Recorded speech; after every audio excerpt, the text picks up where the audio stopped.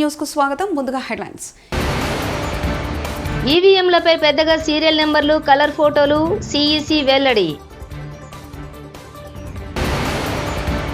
తెలంగాణకు నిధులు కావాలని ఒక్క బీజేపీ ఎంపీ కూడా మాట్లాడటం లేదు, హరీష్ రావు.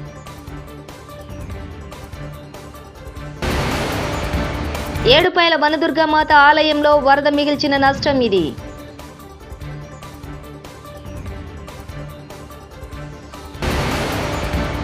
విజయనగరం ఉత్సవాల్లో ఆకట్టుకుంటున్న ఫల పుష్ప ప్రదర్శన.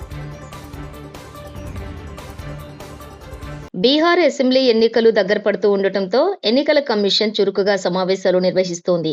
రాష్ట్రంలో 2 రోజుల పర్యటనలో భాగంగా శనివారం నాడు రాజకీయ పార్టీల ప్రతినిధులతో సమావేశం నిర్వహించగా, ఆదివారం నాడు ఎన్ఫోర్స్మెంట్ ఏజెన్సీలతో పాట్నాలో ఎన్నికల కమిషన్ సమావేశమైంది. అనంతరం ఎన్నికల సన్నద్ధతపై మీడియాకు వివరాలు తెలియజేసింది. తెలంగాణకు నిధులు కావాలని ఒక్క బీజేపీ ఎంపీ కూడా మాట్లాడటం లేదు. తెలంగాణలో అధిక శాతం ప్రవహించే గోదావరి నదీ పుష్కరాలకు బీజేపీ ఒక్క రూపాయి ఇవ్వలేదు. కానీ ఏపీలో తక్కువ శాతం ప్రవహిస్తున్నా వాళ్లకి 100 కోట్లు ఇచ్చారు. ఏపీలో రీజనల్ పార్టీ గెలిచింది కాబట్టి వాళ్ళ రాష్ట్రానికి నిధులు వస్తున్నాయి. రీజనల్ పార్టీలు గెలిస్తే రాష్ట్రానికి జరిగే మేలు అది, హరీష్ రావు. ఈ జాతీయ పార్టీలు తెలంగాణకు ఏ రకంగా అన్యాయం చేస్తాయో మనం చెప్పవలసిన బాధ్యత కూడా మన మీద ఉంది. ఇలా గోదావరి నది తెలంగాణలో ఎక్కడ ప్రవేశిస్తుంది భయ్? మన నిజామాబాద్ జిల్లా కందకుర్తి కాడ ప్రవేశిస్తుంది. మా జుక్కల్ కాన్స్టిట్యున్సీలో వస్తుంది. కందకుర్తిలో గోదావరి వచ్చి తెలంగాణ గుండా ప్రవహించి కింద పోయి ఆంధ్రలో కలుస్తుంది. కానీ ఇదే బీజేపీ ఇప్పుడు 2027లో గోదావరి పుష్కరాలు జరగాలంటే ఆంధ్రాకు 100 కోట్ల రూపాయలు ఇచ్చిండ్రు. 8 ఎంపీలు గెలిపిస్తే తెలంగాణకు గుండు సున్నా పెట్టింది. మరి గోదావరి నది తెలంగాణలో లేదా? గోదావరి పుష్కరాలకు బీజేపీ ఎందుకు నయా పైసా తెలంగాణకు ఇవ్వదు అని నేను అడుగుతా ఉన్నా. గోదావరి నది తెలంగాణలో బాగా ప్రవహిస్తుంది. ఆంధ్రలో ఉండేది 10-20 పైసలు. మరి ఆంధ్రకేమో 100 కోట్లు ఇచ్చినావు, తెలంగాణకు ఒక్క రూపాయి ఇవ్వకపోతే ఈ గెలిచిన 8 ఎంపీలు ఎందుకు మాట్లాడరు? 2 కేంద్ర మంత్రులు ఎందుకు నోరు మూసుకుంటారు? మనం అర్థం చేసుకోవాల్సింది ఏంది? ఆంధ్రప్రదేశ్ లో తెలుగుదేశం పార్టీ గెలిచింది గనక, రీజనల్ పార్టీ ఒక ఉండి గనక వాళ్ళ చేతిలో ఎంపీలు ఉంటే ఢిల్లీలో మెడలు వంచి పైసలు తెచ్చుకున్నారు. ఇలా బీజేపీ 8 ఎంపీల జాగల బీఆర్ఎస్ పార్టీకే 8 ఎంపీలు ఉంటే ఢిల్లీ మెడలు వంచి పైసలు లేకపోదుమా? ఎవడన్నా ఒక్క బీజేపీ ఎంపీ మాట్లాడుతుండా?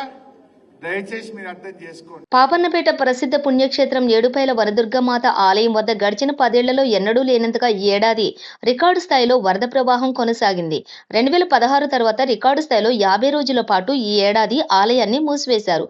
వరదలతో ఆలయ మండపం, గ్రిల్స్, జాలీలు, క్యూలైన్ గ్రిల్స్, రేకులు, యాగశాల గ్రిల్స్, గ్రానైట్ బండలు, టైల్స్ పెద్ద ఎత్తున ధ్వంసమయ్యాయి. కొన్ని రేకులు, క్యూలైన్ గ్రిల్స్, ప్రసాద విక్రయ కేంద్రం, రేకుల షెడ్డు వరదల్లో కొట్టుకుపోయాయి. మండపం పరిసరాల్లో వ్యర్థాలు పేరుకుపోయాయి. ఆదివారం ఉదయం వరద తగ్గటంతో ఆలయంలోకి వెళ్లిన సిబ్బంది వరద వల్ల కలిగిన నష్టాన్ని పరిశీలించారు.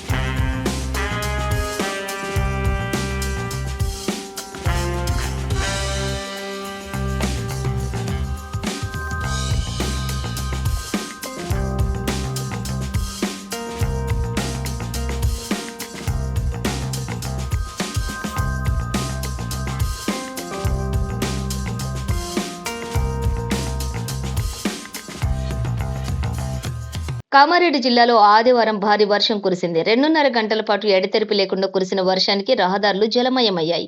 లోతట్టు ప్రాంతాల్లోని ఇళ్లలోకి వర్షపు నీరు చేరటంతో ప్రజలు ఇబ్బంది పడ్డారు.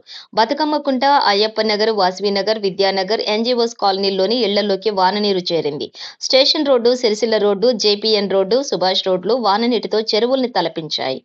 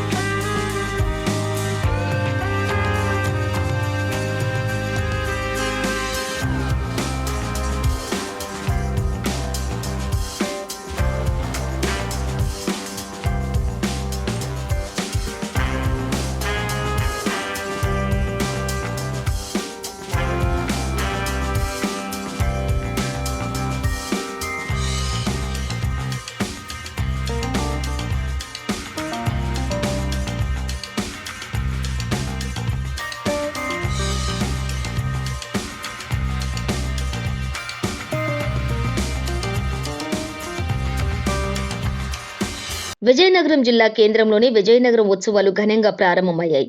పైడితల్లి అమ్మవారి ఆలయం వద్ద జెండా ఊపి ఈ ఉత్సవాలు శోభాయాత్రను మంత్రులు వంగలపూడి అనిత, కొండపల్లి శ్రీనివాస్ ప్రారంభించారు. ఈ సందర్భంగా ఏర్పాటు చేసిన ఫల పుష్ప ప్రదర్శన విశేషంగా ఆకట్టుకుంటోంది. వివిధ ఆకృతుల్లో తీర్చిదిద్దిన ఫల పుష్పాల రూపాలు చూపర్లను కట్టిపడేస్తున్నాయి.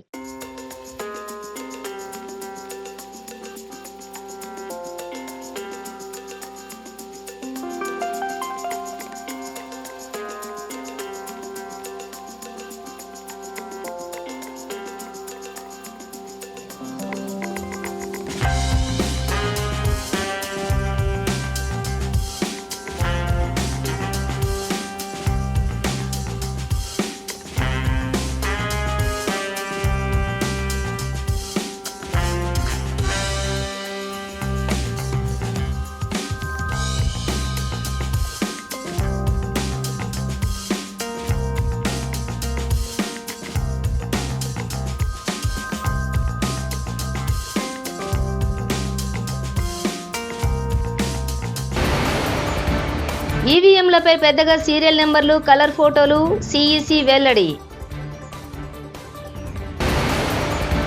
తెలంగాణకు నిధులు కావాలని ఒక్క బీజేపీ ఎంపీ కూడా మాట్లాడటం లేదు. హరీష్ రావు.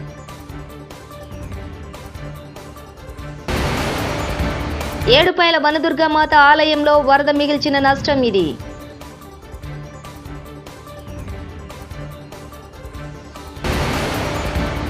విజయనగరం ఉత్సవాల్లో ఆకట్టుకుంటున్న ఫల పుష్ప ప్రదర్శన.